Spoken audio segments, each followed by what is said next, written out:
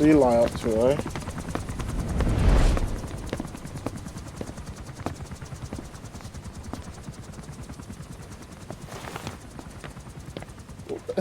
Why does he just mean mugging him and then that's it? Come on, have a chat, man.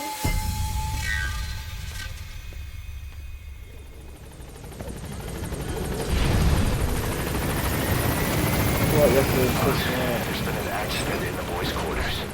A pile of steel pipes gave way and crushed one of the kids. A boy named Ralph. Oh, he's joking. They tell me he died instantly. I'm sorry, boss. It's my fault. I should have been keeping an eye on them. I'll let you know if we learn something.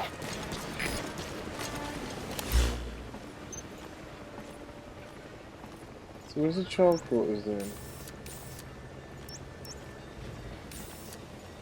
I don't know where anything is, man. I don't tell you nothing. Guess Eli just walks off, really. Made it seem like you have to follow him. Oh, man.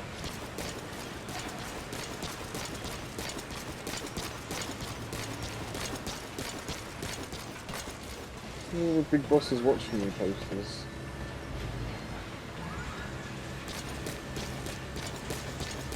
Why do they want me to come back to another base just for that? They could tell me that over the phone. Just see Eli just to stare at me. Fuck's sake.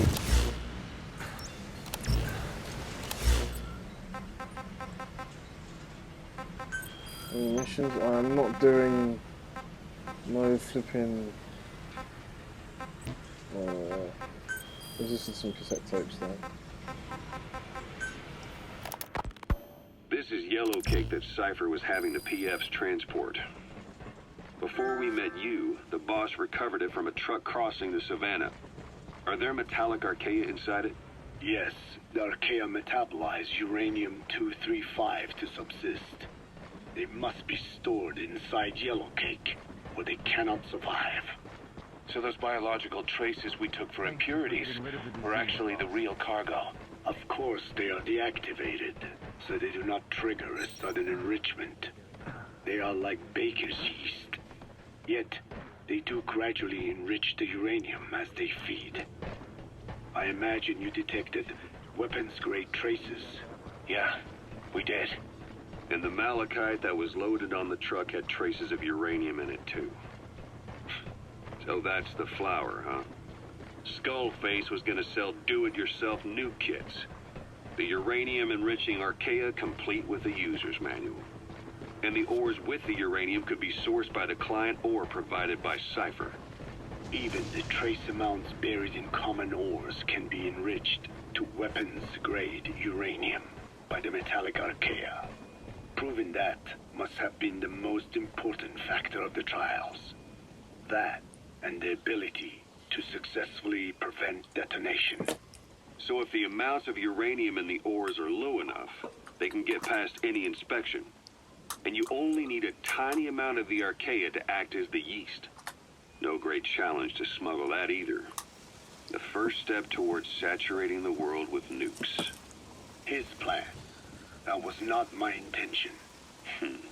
My only goal in developing the metallic archaea was to save the Dene. What made you think a tool for creating undetectable nuclear weapons would save your people? After 70 years, the Dene reclaimed the Navajo nation from which we were banished. We bore all the hardships of poverty.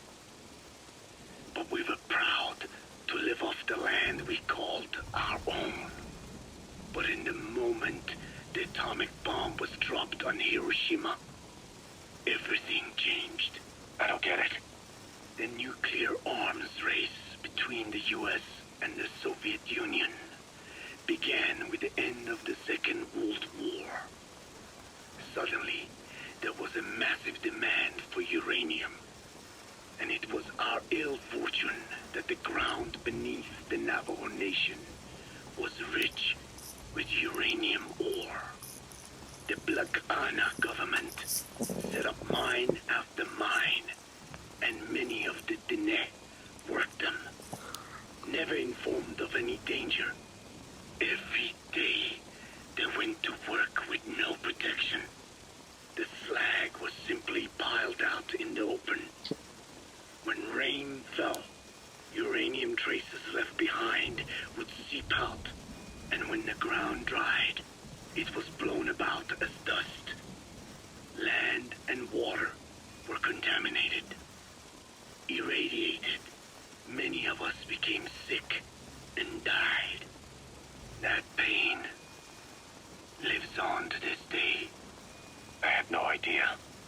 wanting more than anything to revive the land my forebears left to me. I was delighted upon discovering microbes that eat uranium. If they could be domesticated, I believed we could rid our land of uranium. Were you successful? No. The research called for funding on a colossal scale. But nobody was willing to invest with no prospect of a return. And that's when Skullface showed up. Correct. I can save you and your people. We share the same will. That is what he said to me. And I believed him. Blagana forced me to abandon my uranium cleanup work and focus on nuclear weapons. And he held all the Dine hostage. Today, the uranium mines within the reservation are finally closing down. It is simply less expensive now to source uranium overseas. New victims, different places. But uranium is a tactical resource. To rely on a foreign country for it is a difficult decision to make. And he was in the perfect place to influence that decision. He could have condemned your people to the mines forever. The contamination comes not only from uranium. The fallout from the Nevada nuclear tests also settled on our lands. As if our fortune were not already bad enough. We are also downwinders. To save the Dine, I must complete my original research. What the fuck is a Dine? I never know what the fuck Coltwick was on about, man. Let's listen to some more shit. Shit, wrong button. Wrong button again. Honestly, I'm not too sure. I think they love it here, but they would accept it. They lost their families to war, had militias of government, forced them to fight. They've got an attitude. Not bad at heart. Right. I just wish there was something else we could do for him. Yeah, not exactly the best role models, huh? I need to get my chopper, man. So I can listen to these in peace.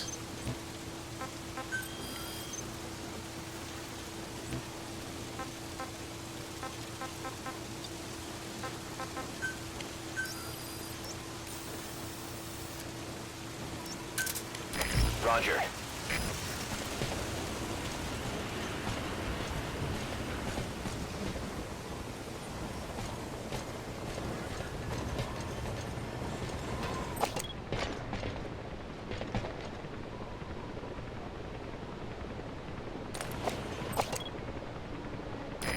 This is B-Quad. Arriving shortly at LZ.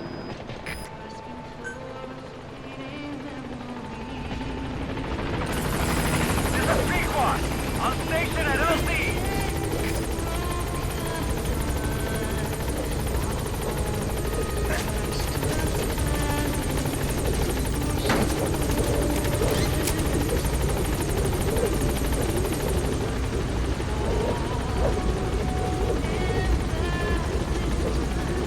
Gaining altitude.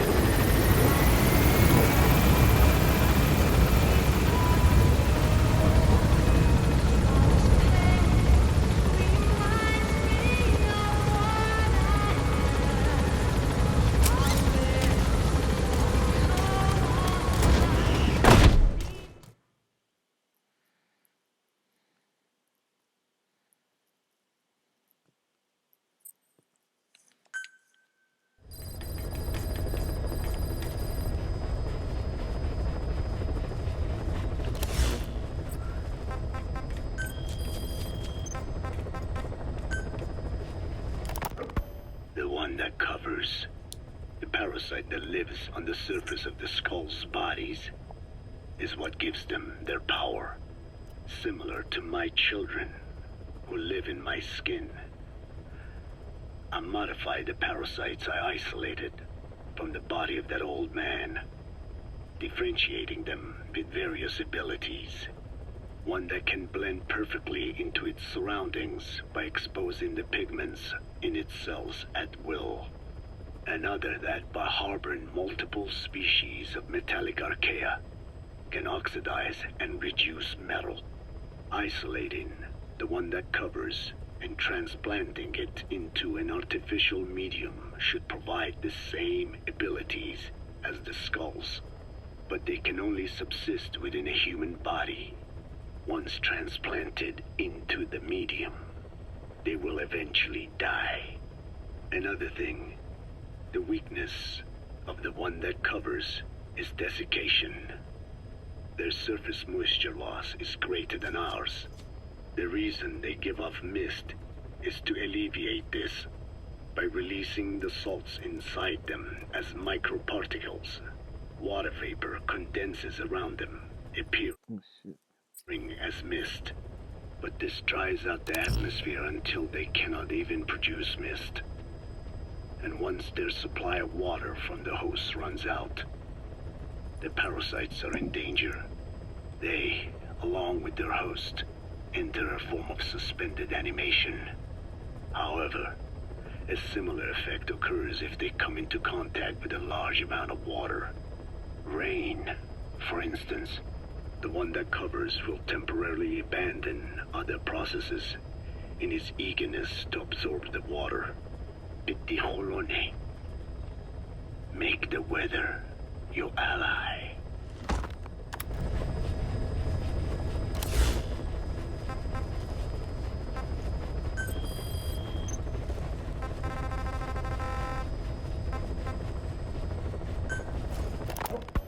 You mentioned that the man on fire was crushed under Sahelanthropus in its hangar. Yeah, he was caught under the wheels of its transport platform. But his body wasn't found. What? We searched the area the moment we arrived, but there was no trace of him. I wasn't hallucinating. I know. I trust you on that. That means someone must have taken the body. But when I got there, everything was still as it was. Even Skullface hadn't been touched. I can't see a reason to sneak into a place like that and drag out the biggest, heaviest guy there. What are you getting at? The only option left is, he got up and walked away. That platform ran him over. Just ran him over. You're saying that's not enough? I don't want to believe it, but maybe not. He shrugs off bullets, even rocket strikes. There's no reason to think that would finish him. It seems ridiculous, but I'll start gathering eyewitness accounts just in case. If you dig up anything concrete, I want to know. You'll be the first, if I dig anything up. But I hope to hell I don't. No kidding.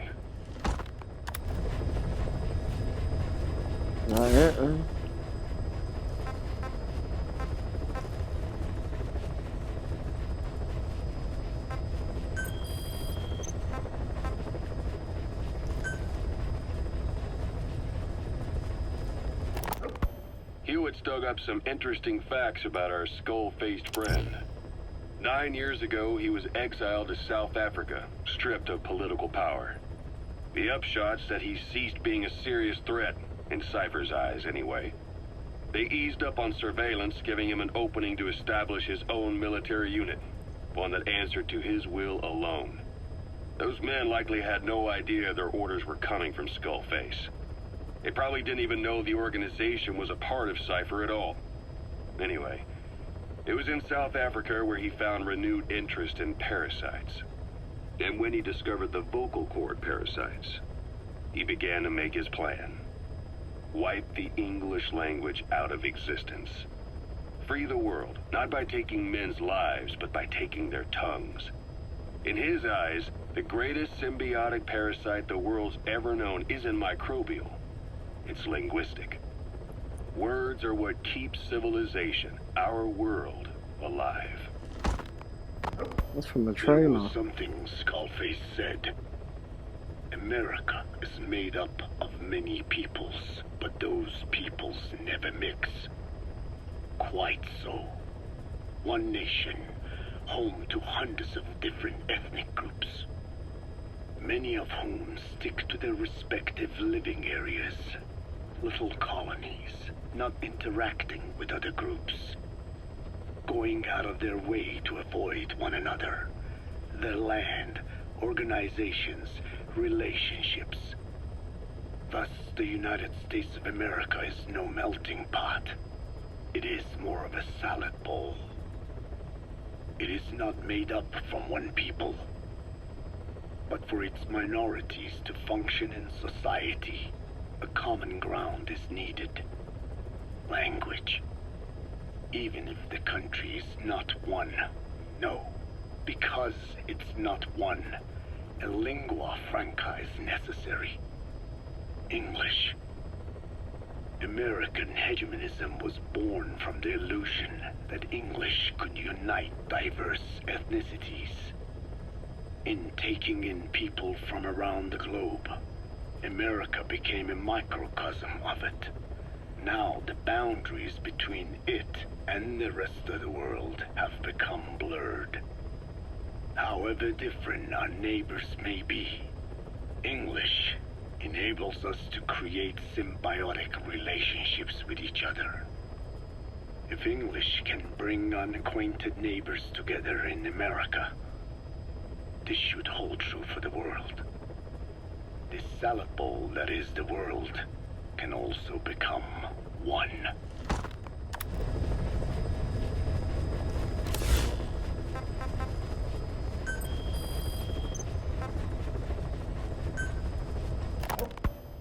I have spoken enough. Your men can take it from here. Will you permit me to rest? Have something to eat? I thought you don't eat. I can subsist without food. But there is more to the act of eating than nourishment. We receive nature's blessings, and we affirm our part in it. And in doing so, we express our gratitude.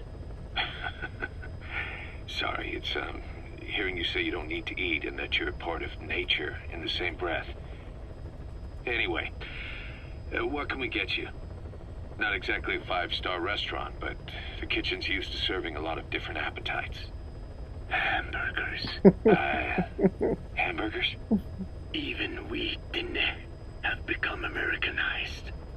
I eat them often back home. And you just can't let them go. Well, as far as symbols of the American Empire go, hamburgers are pretty good. The victory of capitalism. Your people suffered so much at the hands of America, and you ask for hamburgers. We have suffered more than you can know. But I do not see hamburgers as an accomplice. A single dish, providing a balanced helping of nature's blessings. Meat, grain, and vegetable. How could anyone hate such a magnificent thing? Says the guy who can survive on photosynthesis. Balance has nothing to do with it. You just like a good burger. That is also true. Be warned, though. I have very high standards. Don't worry. I do too. All right then. One good old-fashioned all-American icon coming up. I look forward to it. That's the most comic relief joke in the whole game so far. Right, it seems the missions that I've got. We'll quickly do some combat deployment real quick. I haven't done that in a while since everyone was sick.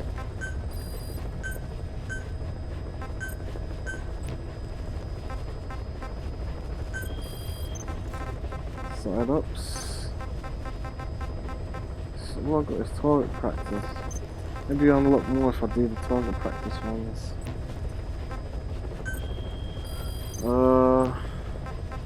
Yeah, so my mission list.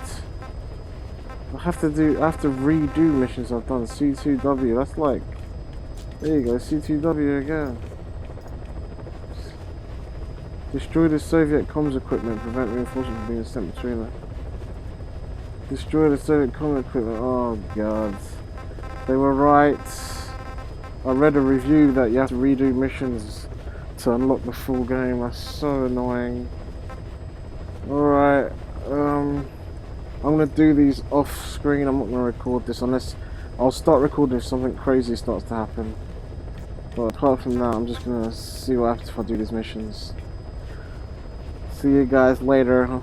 See you on the next part. Peace.